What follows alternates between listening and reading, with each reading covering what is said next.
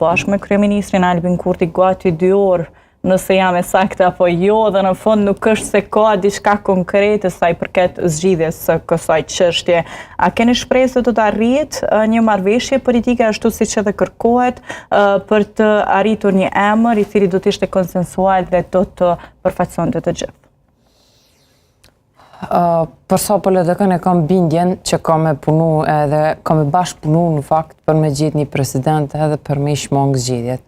A sa për parti tjera nuk muj me thonë, sidomos me qenë se varet prej ti mas shumëti, prej kryeministrit Kurti, nuk muj me komentu qasin e ti, si pas me qasja e ti është, së më thënë, destruktive, po është stagnuse, po kjo mbetet në vetëdijsimin e këtij veni, se kush është kush po punon për të ardhmen, edhe kush thopi a dënë të mirën këtij vendi.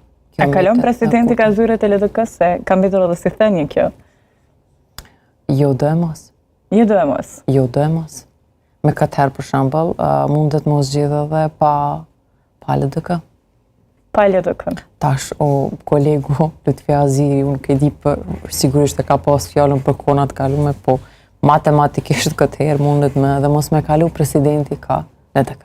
Në fakt, numrat është vërtet që nuk janë, pra duhet ashtu të paktën siç është thënë një marrëveshje mes 3 partive politike në këtë rast VV, LDK dhe PDK për të arritur numrat që duhen, sepse duhet se ata numrat e premtuara